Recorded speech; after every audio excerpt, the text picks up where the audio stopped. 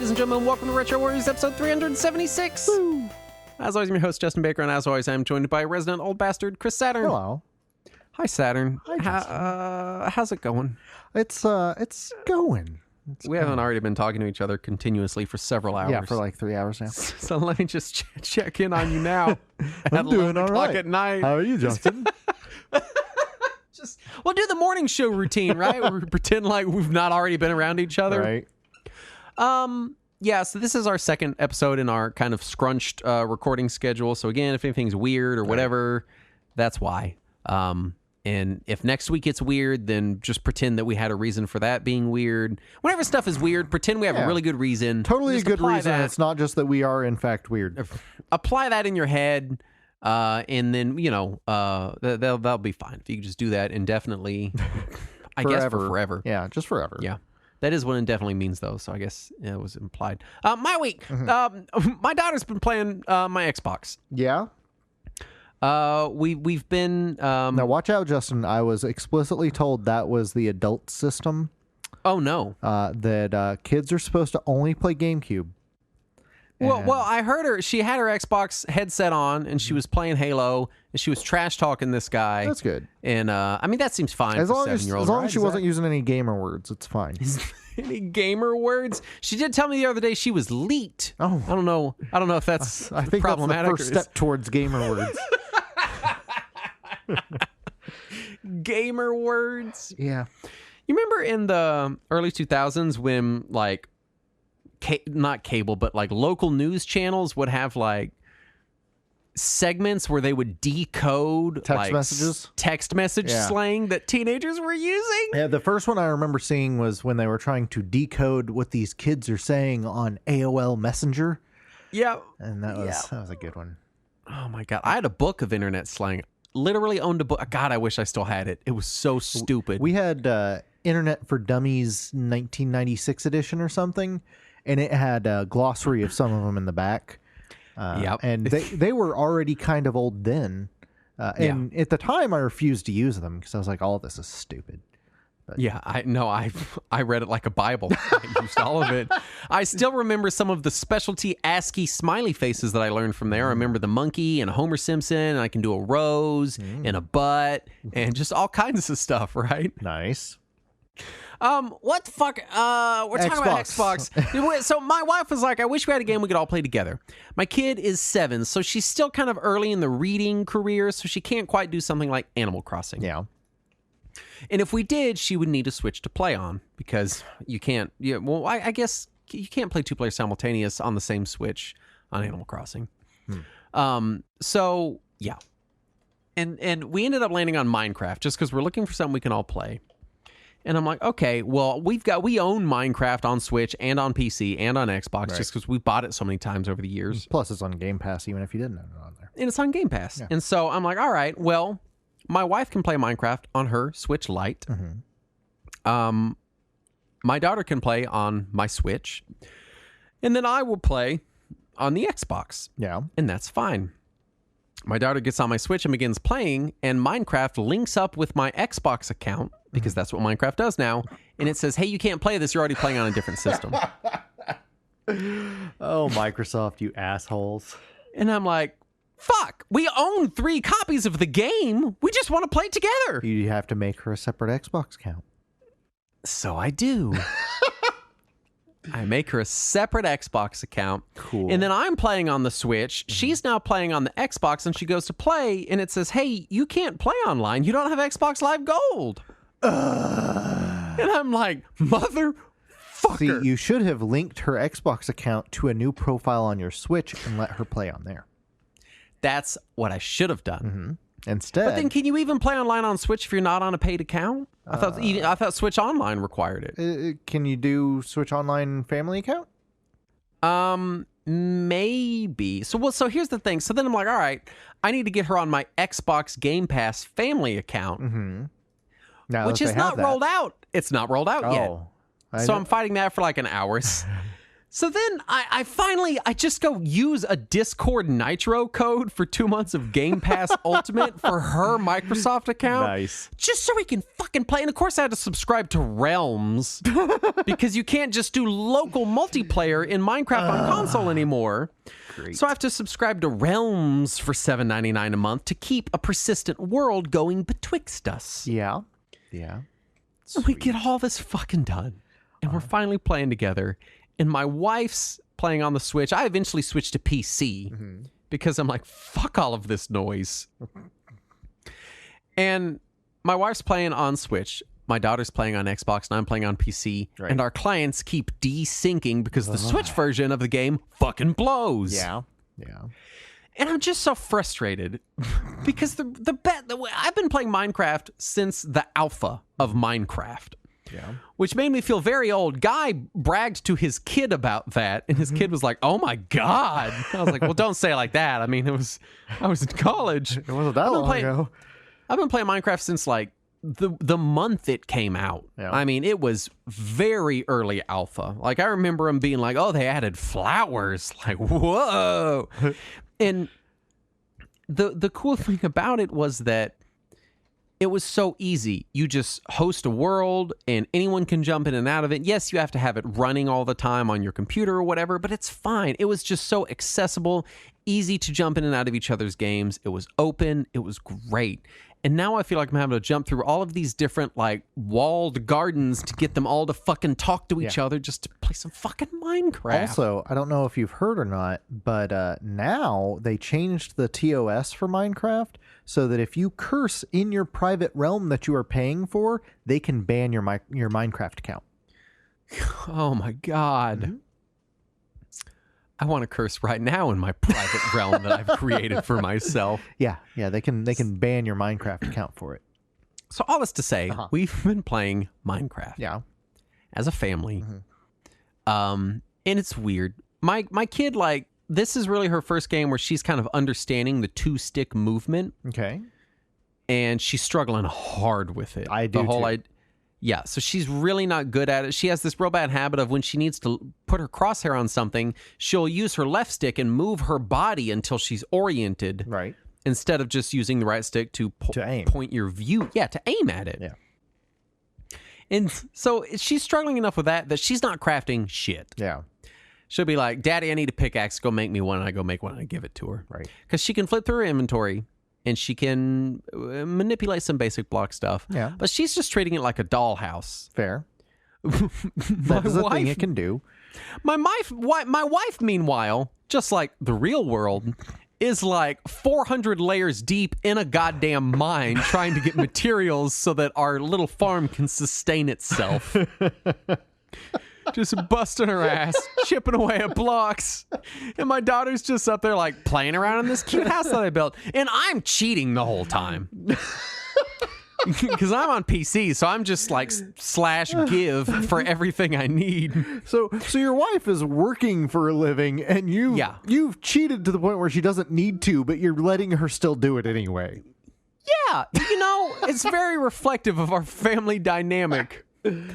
And my wife finally comes up from her like grueling 2-hour trip in the mines, like fighting her way through caves, running out of torches and shit. She finally comes up and I've just given myself all the materials I need to build like a cool house. And she's like, "Oh, so I didn't need to do any of that." And I'm like, "Yeah, but you're having fun, right? So, play the game." Great. And then my daughter got grounded from TV for the weekend. Oh. Now, I grounded her explicitly from watching TV. I'm okay with her playing a video game on the TV. That's the opposite of my parents. And so she has quickly discovered this loophole. I didn't think it'd be a thing because she doesn't really play video games. She'll sit there and she'll play for 20 minutes, then she's bored and she wants to go on. Yeah.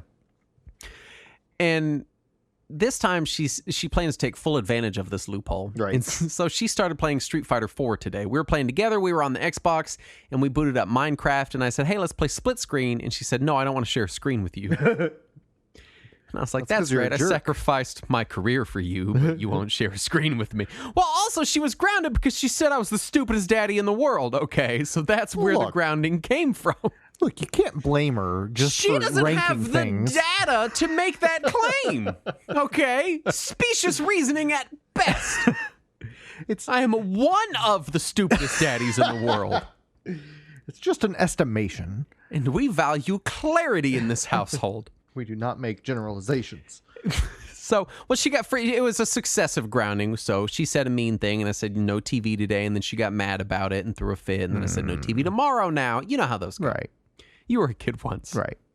Where you get in trouble once and you just can't stop getting in worse trouble. Oh, no. My parents would immediately give the strictest punishment and then forget about it in an hour and say, never mind, don't worry about it. Oh, I see. Yeah. So we're sitting there on the Xbox, and I'm like, well, I've got Peppa Pig installed. We've got Paw Patrol. I've got Piku Niku. What do you want to play? And she's like, Street Fighter 4. All right. So we load up Street Fighter. We're playing versus, and I always do the handicap, down to 25%. So there's a good back and forth. Right. And she just slams on the buttons and yells trash talk in a language that she has made up. Because in the moment, she can't think of things to say that aren't ugly words. Yeah. So she's now invented her own language that she uses when she wants to trash talk someone in a competitive sense. Those may be gamer words.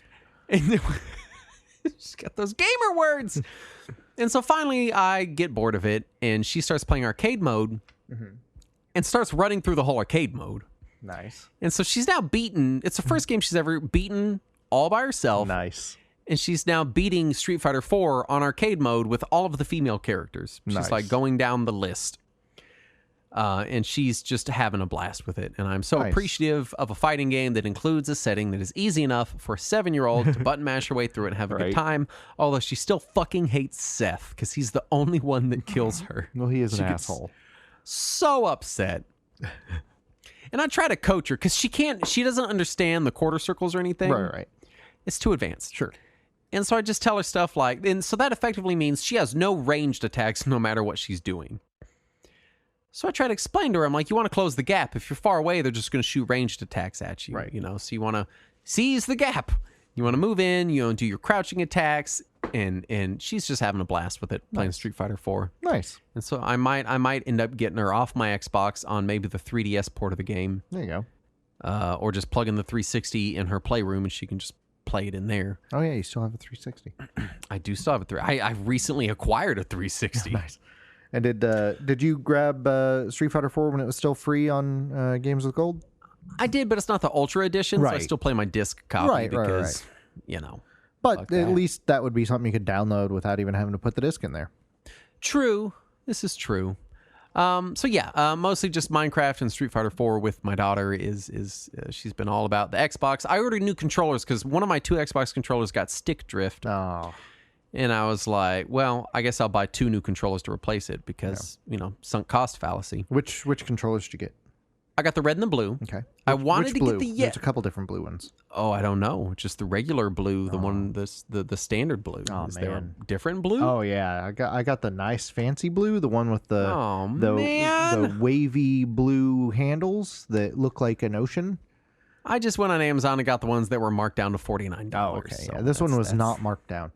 I think it was called Aqua Shift is the name of this one. And man, it is nice. And it's got the extra rubber coating on the handles. Oh, it's so nice. Saturn, stop! You want the Aqua Shift. That's the one. It's so nice. Because my thing is, I've been critically low on Xbox controllers because one of them went out, and I use my core controllers for everything. I use them on my deck. I use them on my PC. Anytime I need a controller, I go straight for that. And so I bought 2. I bought the red and the blue because they were on Amazon. They were $49, and it was $100 for 2 of them. Yeah. And I was gonna get the yellow over the red, but the red has the white on the back that makes it look a lot nicer. Yeah. The blue I think is just all blue. It's like the darker blue. Right. Yeah. That's the shock blue. Is that? Yeah. One. And so she got her own Xbox controller. She got the red one, and she's ecstatic. And her favorite thing in the world is that when she turns the Xbox on with her controller, it says "Hi Harper" at the bottom of the screen, Right. and that's just thrilling. And so I only had to spend about an hour and a half in the Microsoft Family account settings to get her account unlocked, such that she could play Minecraft online. And then I had to explicitly approve Street Fighter 4 because it is above the software rating that she has on her account. Yeah. But yeah, just mostly just playing Xbox with my kid. Nice. That's what I've been up to. But yeah, Aqua Shift is the controller you want. They also make man. a camo red controller. And where are you buying these from? Looks like the camo red one is on clearance at Best Buy for $28 too. Oh, Best Buy. That's where I should have gone. Yep. Core controller. They still call it the Core, right? Is No, that what it's they just call it? called controller for Xbox now. Oh, I see Core Wireless. Well, that's the Elite Series 2 Core. No, it's $130. Yeah, if you look at the actual controllers, like I've got one in front of me, it just says Xbox Wireless Controller is all it says on All it. right. Xbox Wireless. I'm just going to shop on Best Buy on the show live. What have you been up to, Saturn? I've mostly been still chipping away at Horizon Forbidden West. It's still good. I would say the story is getting better the further I'm getting in it. I'm actually enjoying the present day story in this one, which is different because in the first one I thought the present day story was stupid and boring, and that only the backstory was worthwhile. But this one, it's actually pretty this good. Aqua Shift is awesome. Oh, it's so good. I love my Aqua Shift controller. Oh, fuck. It's $70. Yeah, that's the one I have plugged into my computer right now. Holy crap on a stick. But that red camo one's on clearance. You should get it. Man, anyway. I don't know. I really wanted that 20th anniversary one they did, but that shit sold out that was everywhere. Anyway. So Horizon's good. It is still a little buggy. I've been encountering a handful of bugs that seem odd for a PS5 game. It has. I did learn that when the PS5 wants to run an update, if the system is in sleep mode, it's just going to update. And it does not care if your game is running or if you saved or anything. Oh, because it doesn't have the suspend Correct. like the Xbox, so it just shuts your shit down. Yeah, it just shuts it off, does its update, and the next time you start it up, you're starting the game from scratch. So fortunately, I save every night before I shut it down, assuming I'm anywhere near a save point. But I did have to dig through the system options to tell it to not do that anymore, please. Right. Because I do not want it to just arbitrarily restart itself when I'm in the middle of a game, which I was thinking about it. And after I finish Horizon, I'm like, I'm afraid that my PS5 is going to become a ornament for a few months until the next game I want to play on PlayStation comes out, because everything that I am particularly interested in playing right now is on Xbox or Switch for the next month or two. So yeah, we will, we'll see. Hopefully, so many things have been announced in the last week that I've got plenty to play in the next 12 months. So I'm not going to be worried about that. Oh, yeah. Speaking of, let's do the news. And I think this is also our TGS 2022 episode where we're going to kind of mention the TGS stuff that's happened so already, far. Right? Yeah. I think, was today the last official day? No, there's 2 more days. Oh, my God. It's a 5-day event. Holy cow. Yeah. Talk about an event. So yeah, this is, I don't want to call it a split topic. I don't think there's quite that much, but there's a lot of news. Yeah, we'll barrel through it. And like Saturn said, TGS is still going on at time of recording, so you know. And plus, there will be more. There were things before TGS, a Nintendo Direct and a State of Play in the days leading up to TGS, which really makes it feel like a week plus event. I feel like it's been going on for so long, and I've watched none of it. You watch some of those guys on the Square Enix event do nothing. Every time I do log in, it's just people screaming, and there's no translation, and I don't know what's happening. And I'm like, all right, I'll tune in later when they're announcing. You must be getting the wrong audio feed, because mine, there was translation. There was a translator speaking over it who was very calm and very quiet. No, mine was not in English. Oh yeah, mine was all in English. I went to the English feed. Oh, God damn it. Yeah. So first up, GoldenEye 007 is coming to Nintendo Switch Online, Xbox One, and Xbox Series systems. Yep. The Switch Online version will be the unmodified N64 ROM and will support online play, but is otherwise completely unmodified from the original game. Yeah. The Xbox version will be the N64 game, but rendered at native 4K 60. Yep. And will have achievements, but does not support online. Right. Yeah. Because they didn't want to release a best version of the game, so they made each of them equally bad in different ways. Yeah, the upscaling looks really good. I will give it that. But it's still. I've not looked at the actual visuals yet. Did they remove the N64 anti-aliasing layer? Yes, because that would help a lot. Oh yeah, and everything, all of the polys look crystal clear now. And it does render at 4K, so it should look crystal clear. But it doesn't release for another month or two. But So they did some side-by-sides between the N64 version and the new Xbox version, and it does look cleaned up, but it still looks like N64 era polygons. So now this is different than the Xbox 360 version of the game that was leaked. Correct, yes. A while back. Yeah. Which that one was a real remaster. This is really just kind of a zhuzhed up emulation type affair. Right. The estimation is there was some legal issue that prevented that one from releasing. Either a complaint from Amazon or maybe an issue with one of the former programmers doesn't work there anymore or something. Yeah. I mean, it has to be. Right. But this one looks like it's being rendered in a similar way to how Banjo-Kazooie is rendered on Xbox or Conker's Bad Fur Day. And it is included free for anyone who owns the digital version of Rare Replay. So if you have Rare Replay digitally, which I got free from a Mixer event years ago when that was still a thing, if you watched Xbox's E3 show via Mixer one time, they're like, you get Rare Replay for free for having watched it. Then you get this for free as well. It's part of Rare Replay digitally. It is not part of the physical version. So if you own Rare Replay physically, fuck off. Go buy it. So that's a thing. Yeah. But it is going to be on Game Pass at least. It feels oddly bungled. Like, I'm excited that people are going to have more access to GoldenEye, and that's great. Right. Personally, for me, I never played the game multiplayer in the first place. I'm excited for the campaign, so I'll probably play it on Xbox or presumably PC. Is it coming to PC? Not coming to PC, no. Well, fuck you. I'll play it on my emulator. They did say it could not come, or it would not come to PC. I don't know why. Yeah. There's got to be some reason. My guess is because it is being tied to Rare Replay, and Rare Replay is not on PC. That makes sense. Yeah. Like a Dragon, Ishin Kiwami announced for PlayStation, Xbox, PC, getting its first ever Western release. I'm excited. This is the Edo period Yakuza game with regular Yakuza characters, but in the Edo period. And they added more Yakuza characters from the newer games that weren't in the original version of Ishin. So there will be references to characters from Yakuza 7. Yes, I'm so stoked on this. Oh, I cannot wait. I'm shocked it's getting a port after this much time, after basically being ignored. Yeah. It gives me hope that they might port that Fist of the North Star game. And it's being made in the in Unreal. And it's the first ever Yakuza game made in the Unreal Engine, because they always used their internal engines before. Yeah. And it's getting a PC release, which means it'll be super easy to mod. So everybody will be able to extract that character model from the famous fight where Kiryu and Ryuji fight butt-ass naked, and just put that character model into every Yakuza game now. The way you pronounced it made it sound like they fought someone named butt-ass naked.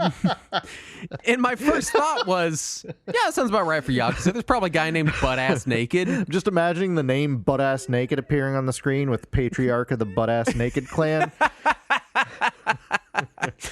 So, Ishin Kiwami, very excited for this. Yes. It's great. Yeah. I can't wait. Yeah. It's going to be a good time. Right. Like a Dragon, Gaiden, and Like a Dragon 8 also announced for international release on PlayStation, Xbox, PC. Judgment and Lost Judgment were announced, and I think already are available on Immediately PC. Released. Yep. Sega has confirmed that the series will be rebranded to Like a Dragon worldwide, meaning no more Yakuza. It's now Like a Dragon. Right. And this is all just extremely exciting. This is 3 new Yakuza games within the span of just over a year.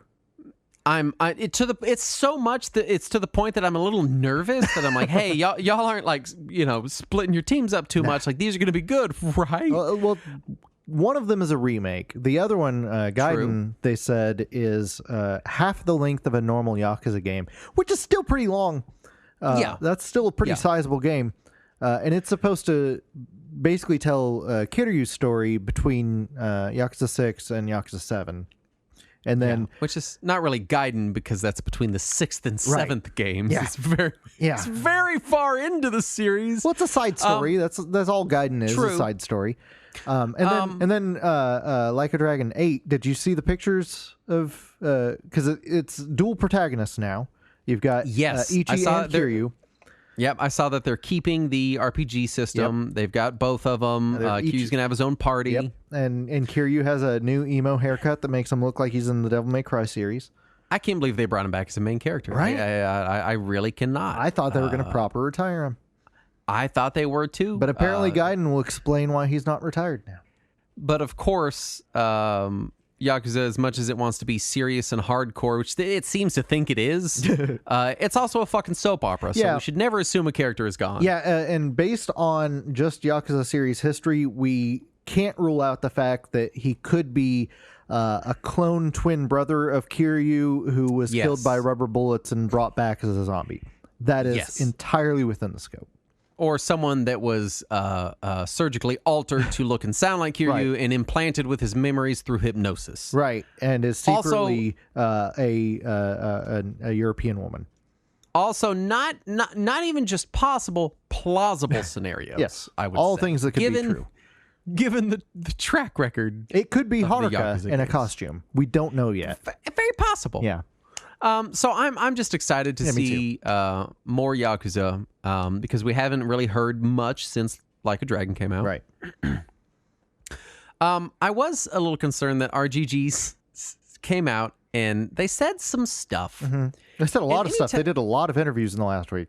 Anytime they talk about Yakuza, they just sound like they're up their own ass. They are, yeah. They were talking about how they're not going to port it to the Switch because, we don't want people walking around in Yakuza games doing things you do in Yakuza games and then, it be played on a Switch. And the implication wasn't that like, oh, Switch is for kids and we don't want kids experiencing it. The implication was that we're this super cool indie underground game and we're not going to be on something like a Nintendo platform. And I don't know if it was a translation issue or what, but the way the interview came off was more like, no, we're too punk rock for Nintendo. I'm trying to find the exact quote because it was ridiculous. It said something like, "We live in the shadows of the nightlife." Yes, and it's like you so guys great. know you're not characters in the game, right?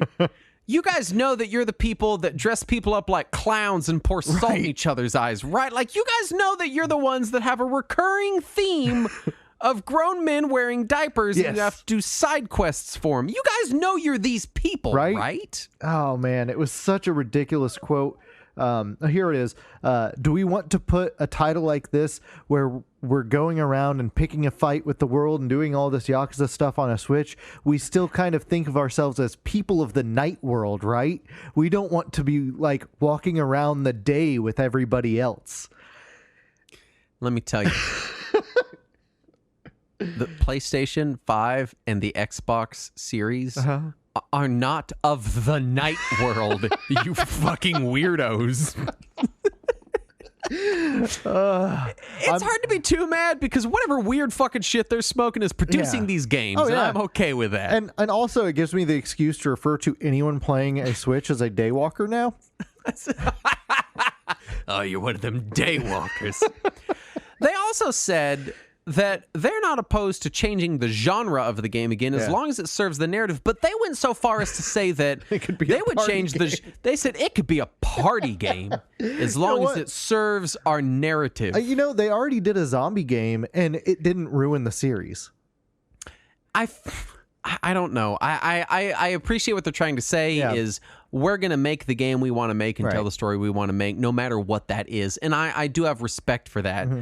But it just came across as like, we don't care if it's an NCAA game. We're going to make it. Just came across as like, because you want to have some identity in the series, And I think that's a part of what this Like a Dragon rebranding is a part of is hey, we're rebranding this series because we've shifted genres in the mainline games. Yep. And even then, the spin-off games like Ishin and Kinzen, they were never about the Yakuza. They existed before the Yakuza existed, so that name never applied to them.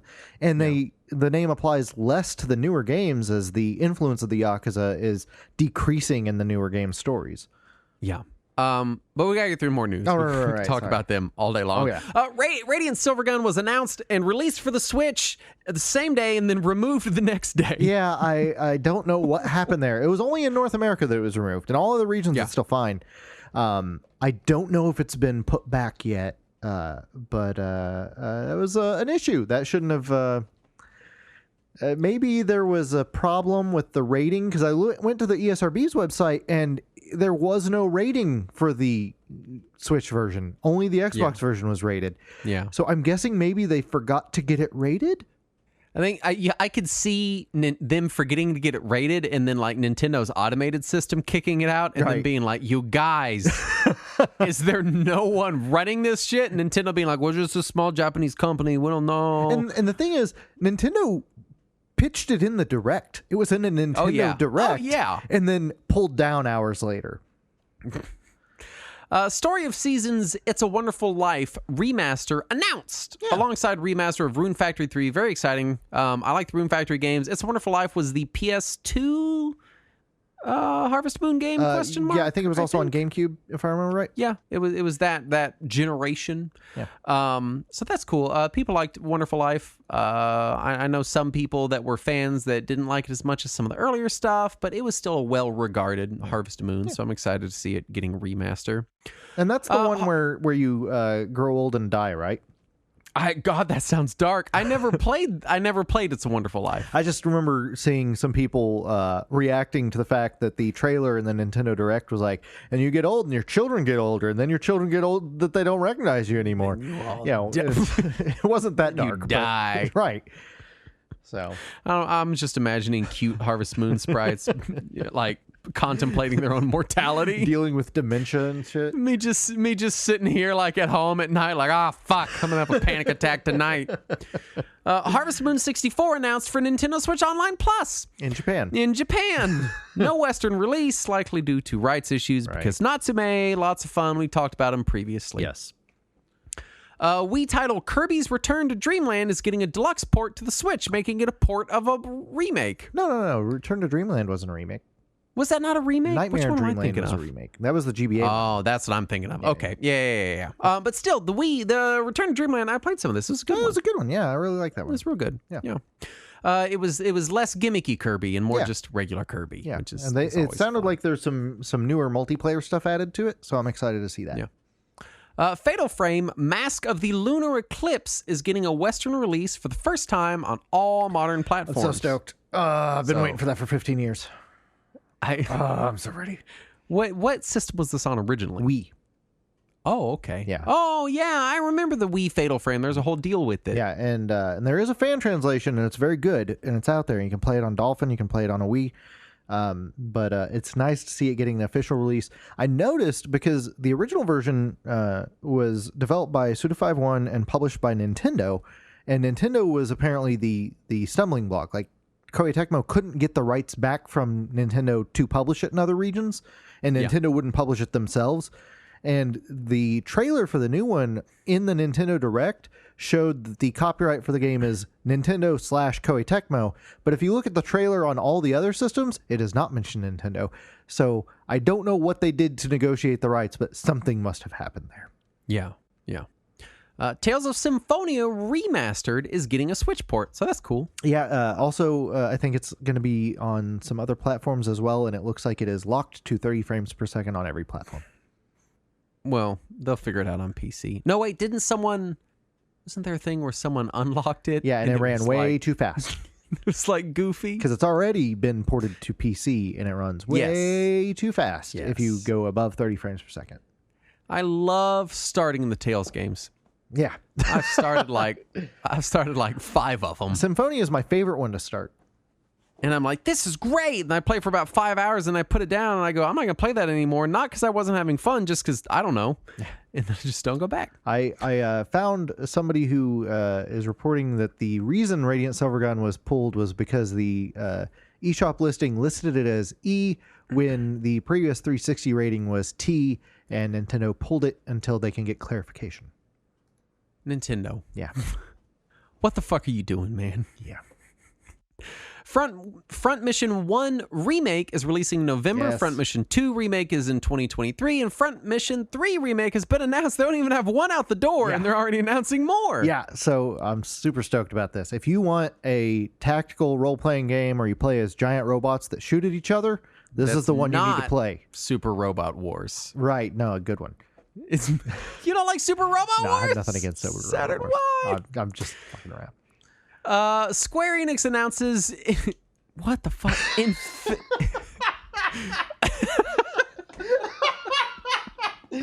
Oh, that was my reaction too. Okay. Square Enix announces Infinity Strash Dragon Quest: The Adventures of Dai, based on the manga/anime. Don't put trash in the title of your game. I can't stop reading it as Infinity's Trash. Infinity's Trash Dragon Quest. Well, first of all, what the fuck you doing, dude? So it's based on the manga anime, Adventures of Dai. And because of that, like the manga and anime, it looks way more Dragon Ball than it does Dragon Quest. Yeah. And it looks like just a Dragon Ball game to me, and I have no interest in it at all. I want to, but I can't. Trash. Did no one... So there's an ongoing joke in my D&D group that I always, when I'm preparing a game, I have to make up names for characters, and I write them down, but I never pronounce them until we're at the table playing. Yeah, just throw some G's and K's in there and hope it works out. And it led to wonderful names like a dwarven shopkeeper named Anus. Which was literally spelled Anus? Anus. Because when you're in the tank trying to come up with something, real words in the way they're spelled go out the window and you forget. Just makes me think of Tobias and his license plate that says a new start, but it's Anus Tart. And I feel like the same thing happened with Infinity's Trash. Infinity's Trash. It just... Did no one say this out loud? First of all, strash isn't a word. I'm throwing that out there. No, it's not. Strash : revengeance. Like, it's not... Did no one say this out? No one at Square Enix was like, what are we calling it? Strash? Let's call it Infinity's Trash. This feels like some shit that someone would pitch as a joke, and then they'd be like, okay, and then they'd be like, oh no, they're naming it Infinity's Trash. A collection of the first two PCE CD Cosmic Fantasy games has been announced for release on Switch in Japan in December. Yes. Western, English release confirmed, but date to be determined. I'm so stoked about this because Cosmic Fantasy 1 has never had a Western release, and so I'm really excited about this. And then, I hope that the translation of Cosmic Fantasy 2 is less ridiculous. Well, you know, hope in one hand, right? Yeah. And then finally, Konami announced a remastered collection of the first two Suikoden games for PS4, Xbox, Switch, PC, yada, yada, yada, yada. So stoked. Oh, I love Suikoden 1 and 2. Now, I've not played any of them. I keep meaning to start them. They're on my to-do list, and then it just never happens. Yeah. And, you know, and so I'm very excited to wait and play the remasters. They look very nice. So let me pitch Suikoden 1 to you. Yeah. It's between 10 and 20 hours long. It's turn-based battles. There are 108 characters, and you can customize which ones are in your party. And they're base building segments. And there's a tactical strategy minigame. So this is all exciting, and I've started the game before. Yeah. And just never went anywhere with it. So I these look really good. I think these are very much that sweet spot for remasters of games of this era. It largely keeps a lot of the same graphical assets, obviously still probably upscaled. Right. But then mixes in just enough effects that it really does feel sort of remastered, just going by the trailers. They look really nice. I think it looks very nice. I'm very excited for it. I will be playing that on my deck. Yeah, I'm still kind of laughing at all the people who insisted that Konami was going to announce a new Metal Gear and a new Silent Hill and a new Castlevania and all this other stuff, because none of that was going to happen. Nobody thought it was going to happen. Yeah. And but we did get this, which is really exciting. So it is exciting. I don't know why people think that they can top the last Metal Gear, which was obviously Survive. Yeah, Metal Gear Survive. Which is the one thing that game didn't seem to do. Is it still running? I hope not. Yeah. Which brings us to our topic at hand. This week we're talking about the Teenage Mutant Ninja Turtles, the Cowabunga collection. Cowabunga. Hero Turtles, if you live elsewhere. Yeah. Which is obviously Konami's latest bid for your cash. Yeah. Until Suikoden. until Suikoden, and then we'll be doing that. This was developed by Digital Eclipse, published by Konami, released worldwide August 30th of 2022, PS4, PS5, Switch, Xbox One Series, and Steam. No Stadia. What? I know the Stadia people were very excited. Oh, man. And so, Konami takes away Super Bomberman and doesn't even give them Ninja Turtles? I actually was not planning on picking this up until we decided to do an episode on it. And I was like, well, I guess I need to play it if we're going to do an episode on it. And my reason is because Digital Eclipse collections are always very accurate. Yes. But they never feel very, I don't know the word, robust, I guess. I think it depends on which one it is. Because some of them, they seem to do bare minimum. And obviously, I mean, historically. Right. Because like the first Mega Man Legacy collection was Digital Eclipse, and I felt like it added plenty. It wasn't the definitive versions of those games, but it was good versions of the games with a lot of added content. And I feel like that's where this one ended up too, spoiler. Was a good collection of the games, they run well, and there's added content. And Digital Eclipse, all of their collections that I've played anyways, are always highly accurate. Yes. And that's kind of what you come to for them is this. I feel like they try to go for this sort of museum-style presentation. Which makes sense. I mean, you got Frank Cifaldi there. Yeah, he's their head of production. Right. So he's, and so I think what sometimes happens with their particular flavor of presentation is that sometimes it can feel kind of clinical and museum quality-esque, where it's like, this is it exactly as it was presented, and here it is. Right. When I think, we're very spoiled by stuff like the M2 3DS Sega games, right? Where it's like these really are kind of effectively remastered. Yeah, that are designed to be better than the originals. Yes. And I think Digital Eclipse is very much like, no, we don't necessarily want it to be better, although some of these games are, and we'll talk about it. And we want it to be as accurate as we can get it. And then whatever else we can add within our budget and our time constraints, we will. And sometimes M2 does that too, though. Like if you look at the Castlevania collection and the, what was the other one? Oh, the Contra collection. It's funny, because those were M2, and we were excited about being M2, and then they came out, and they felt like Digital Eclipse collections. Yeah. Which, again, totally fine collections. Right. They had the games in them. They were accurate. They played had well. Save states, I think just in this day and age, you have to really be selling me something that is better than emulation. That's fair. And that's why I wasn't going to go in on this. Yeah. Because these are all games that are very easily emulated. True. I have them already on my Steam Deck. And the question was, what is it really going to add to the experience that I don't already have? Yeah. Especially for $40. I know it's a lot of games, and we're about to go through the games list, but for $40, I was like, man, $40 for any retro game collection feels steep. I'll be honest, I hadn't played most of these before this. Really? Well, that makes sense. Yeah. Let's fire through the games here. We have them organized by platform. Yeah.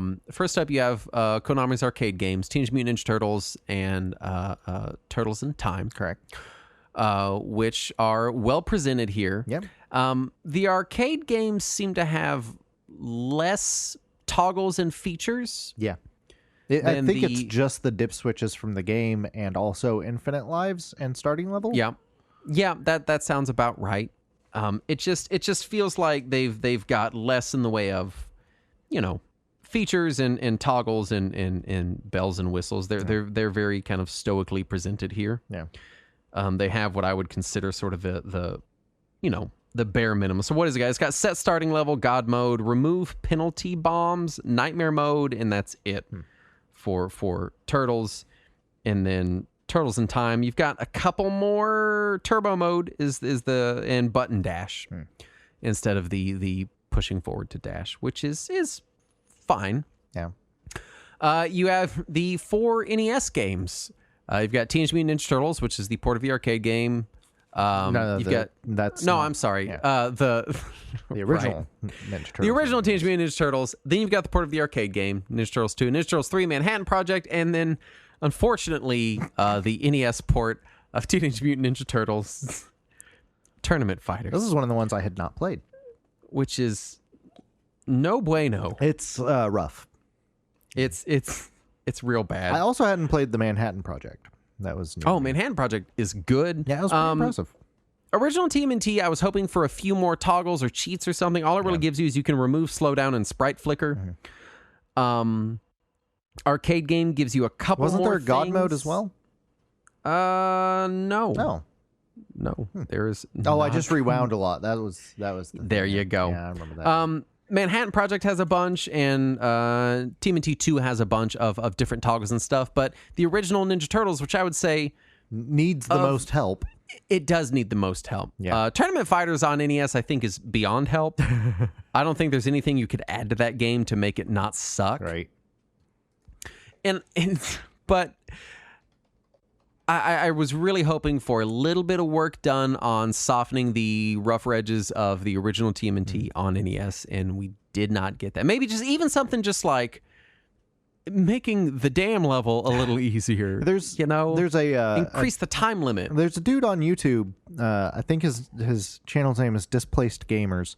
And he looks at he basically reverse engineers the code for NES and Super NES games and stuff like that just to see how they operate, how they work. Yeah. And he has recently done a handful of episodes specifically on that first Ninja Turtles game. And he looked at the dam level and how broken all the hitboxes are. Like he showed a diagram of he basically changed the Meson emulator so that it would show every hitbox on the screen. Yeah. And he showed how bad it is and how just a couple of Game Genie codes can fix a lot of that. And he showed just a handful of Game Genie codes fix most of the dam level. And and it kind of makes me sad that Digital Eclipse didn't also put in the amount of effort that a YouTube guy did. Yeah, and like again, these are presented very accurately. True.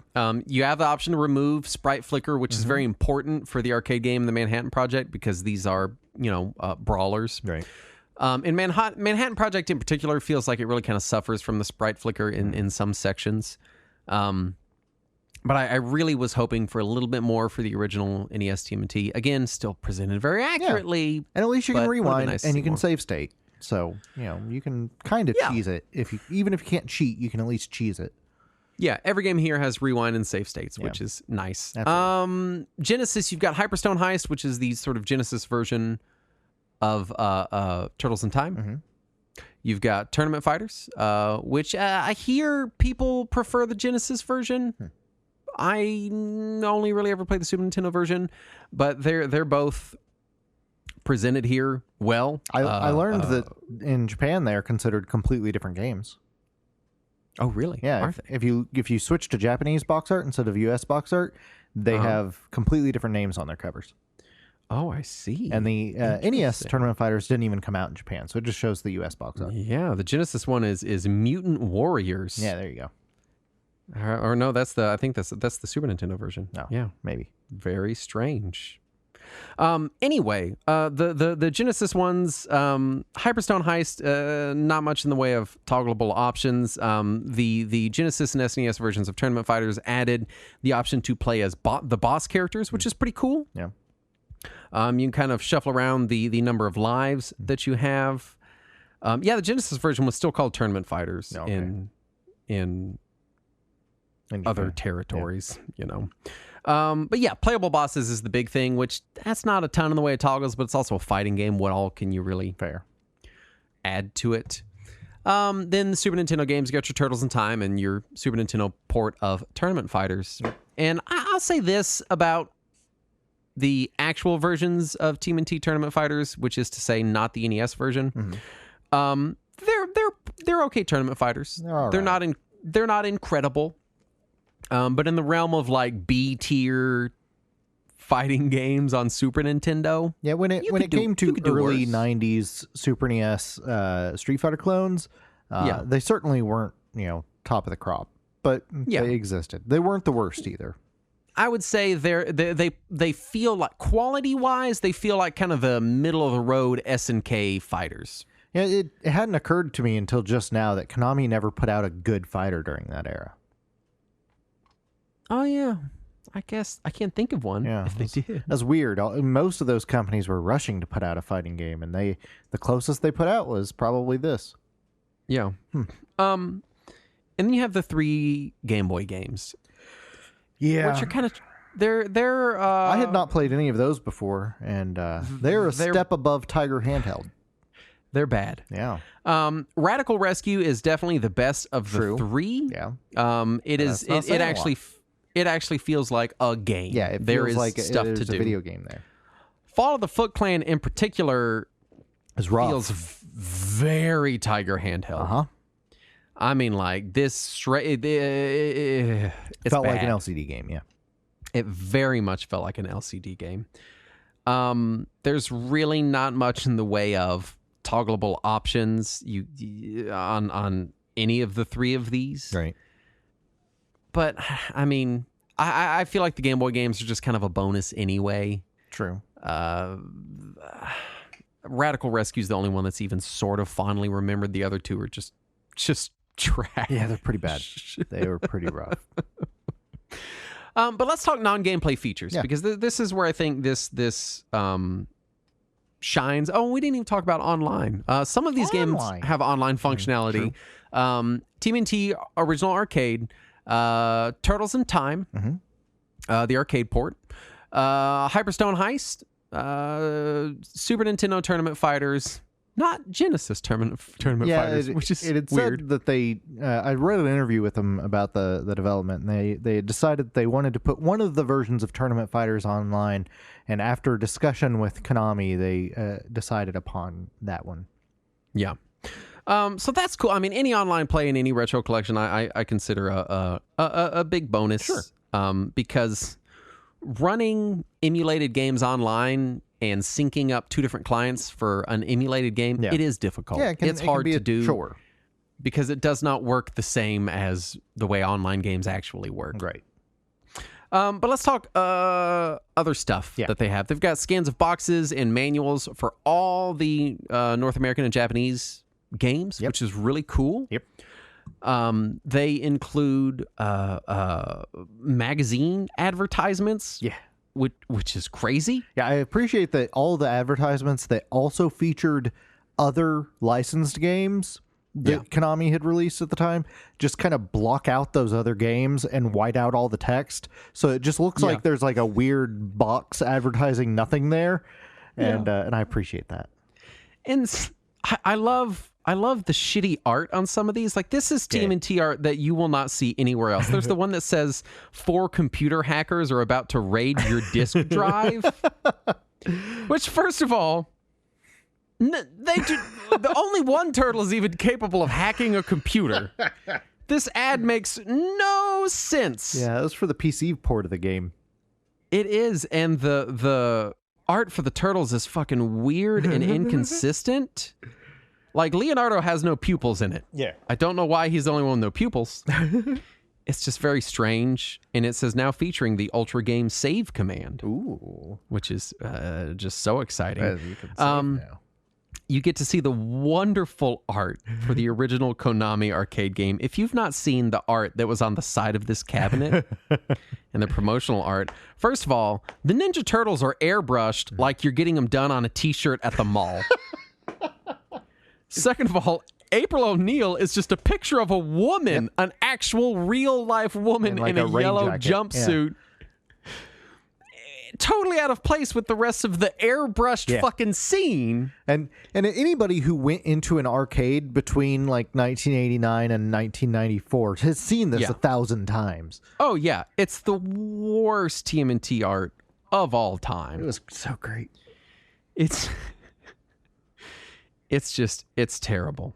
It's really terrible. There's also the turn your house into a sewer advertisements that I thought were very appropriate for the era. Yeah. But yeah, there's you know, just manuals, boxes, catalogs. They've got media kits in here, which is really cool. Yeah, that was really neat. There's one that's a picture of a photograph of a man in a business suit holding an NES controller, and they have like shittily photoshopped Raphael's head onto his body. For some of these, and it's just very weird stuff. Yeah. Very weird, very strange stuff. Right. The weird blacked out stuff is those are my favorite. Because some of those I remember seeing, and like they had like Tiny Toons or something in there, and they've just like removed that. That no longer exists in this world. What I love it is how perfectly they cut it all out, so you can see what it all was. Right. And sometimes it's just perfectly cut out. Sometimes they'll leave other games if it's just a Konami property. If they didn't have to get like I saw like Snake's Metal Revenge Gears in there. Yeah. That's great. You've got some comic books in here. Well, just the covers. And, is it just the covers? Just I didn't the actually covers. look at them. I just assumed that. Why would they just show you the covers? I don't know, but you just get the covers. It is. Yeah. I clicked on them and I saw that like when you click it, it's like 1 through 10, 11 through 20, 21 through 30. I thought those were the pages. No. It's just the covers of like every issue of that series, but it's just the covers. That's You got the an odd 84 thing to series, include. the Archie Comics series, the 2011 series, 2014, 2016, and 2018. This is very, very weird. I didn't realize that it was just the covers. Yeah. So cool, I guess. Right. If you want that. Yeah, I thought that was weird too. And as somebody who is not particularly a Turtles fan, I was like, well, maybe this is like, maybe some of these are very highly praised artwork for their cover art or something. So I was hoping you could explain it. Kevin Eastman did a lot of the original artwork, and it was not... He wasn't known for being a stellar artist. He had his own particular style. What's even weirder is the stills from the TV series is. True, yeah. There's multiple TV series, just random stills. It's like they really... Like, I'm glad that they included these things. Sure. It's but ephemera. It's nice. It's not... It's only tangentially related to the actual video games. Correct, yeah. Especially since there are scans of... comic books and stills from the TV series, from the later series, from years after these games came out. There's ones from the newest series. Rise of the TMNT has stills, and you're like, why? But none of the later developed Konami Turtles games are included. Like the GBA game is not in there. The GameCube game is not in there. Those were all games made by Konami based on the Ninja Turtles. Why aren't they also in there? It's not like we can't do Game Boy Advance emulation. Yeah. I do appreciate the design documents, the behind-the-scenes stuff. I really like looking at that stuff. It's always really cool. Yeah. There's soundtracks from all the games, which is neat. They've got style guides, and then they've got strategy guides that really just look like old Nintendo Power cutouts. I don't think that they are. No, they're wholly originally designed stuff. In the interview, they were talking about how this was the first time that Digital Eclipse had tried to do something like this. So this was a new thing for them. They weren't sure how it was going to work out, but the further they got in the process, the more impressed they all were with how it looked. So they just kept going with it. It's really cool. Some of them were even complete with like really shitty art. Yeah. Just like these old guides would have been, which is awesome. Right. As far as presentation, it's okay. Yeah, it's fine. It's functional. Yeah. I don't mean okay in a bad way. It does use yet another rendition of the original 1980s cartoon show intro theme. Yeah. This one's different from the one in Shredder's Revenge, but sounds more accurate to the original. Yeah. But it's still definitely wrong. Yeah, even I noticed it was wrong, and I'm not like that big of a fan of the original, and I was like, something's off here. And the weirdest part is then you can just load up the arcade game, which plays a clip from the original show. And you can tell how weird and different it is. It's just strange. Yeah. It's strange is what it is. So my guess is that Paramount doesn't own that song. That's my guess. That has to be it, right? Like, what else could it possibly be? Yeah. As far as presentation of the actual ROMs, you've got original resolution, which is, I presume, integer scaled, zoom to fit, or stretch to widescreen if you just hate everything. And there's CRT filters, which the CRT filter's okay. Yeah, that's fine. There's an okay monitor filter, and there's a very good LCD filter that's supposed to look kind of Game Boy-esque. Yeah. I really like that sort of dot matrix filter. I think it looks really good. I think it helps a lot with these Game Boy games. I'm confused about the monitor filter, though, because they did not include any of the PC games. And I didn't personally know anyone who played any of these systems hooked up to a monitor. So I don't know.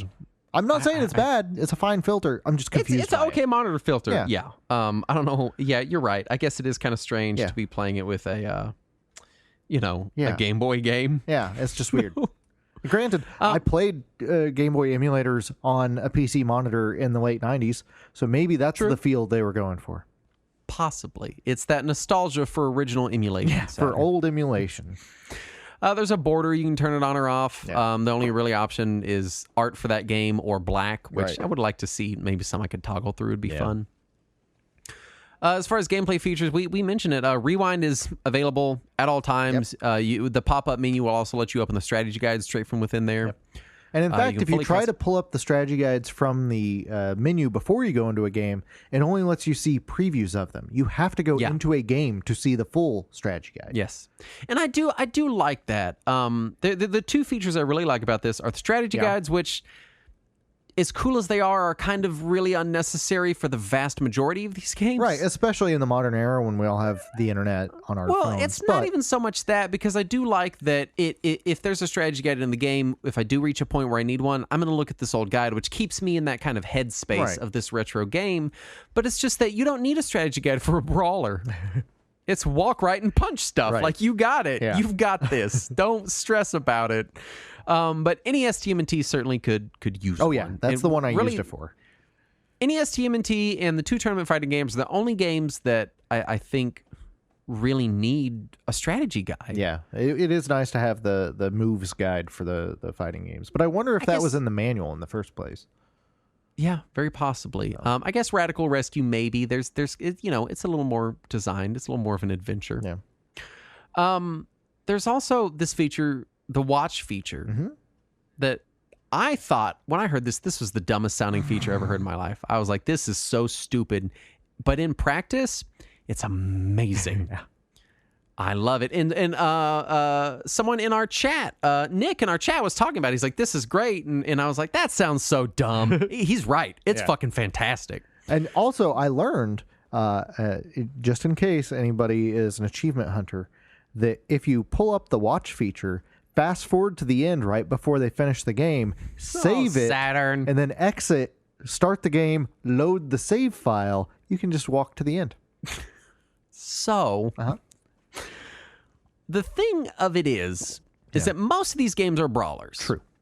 And playing through the beginning levels of brawlers that you've played a bunch of times over and over is super fucking tedious. Yes. And a lot of these games, most of these games, let you choose your start level, which is great. But sometimes you're like, oh man, I really want to fight like Metalhead at the end of the second level of Turtles in Time. Right. Well, now you can just kind of fast forward to it and then jump in. Take over, yeah. Yeah, it works really good. I didn't think I would use it at all. I played around with it a couple times, and I was playing Manhattan Project, but I played like the first 2.5 levels very recently, so they were boring. And so I fast forwarded to 2.5 levels in. And the levels in that game are really fucking long. Yeah. And so I fast forwarded 2.5 levels in and just picked up from there, and it was great. I didn't have to start at the beginning of the level. I didn't have to miss the last half of the level. I could just jump to exactly where I wanted to be. So I thought that was really cool. It is a neat feature, and I ended up using it more than I thought it would. Slowdown removal and sprite flicker removal. I know there's a lot of purists that are like, no, this is the experience on NES. But I think for these games, it really benefits from it. Nice to have it. They need it very badly. All of the NES Turtles games really need it very badly because they just got too much shit. To be fair, a lot of Konami's games on NES could benefit from it. Yeah. So it's nice to see it. Manhattan Project is where I noticed it the most, but even the original TMNT game, having it removed is because the slowdown in the original TMNT game is dramatic. There was so much slowdown in that game, and so it's nice to see that. Yeah. You know, it's a very nice collection. Yeah.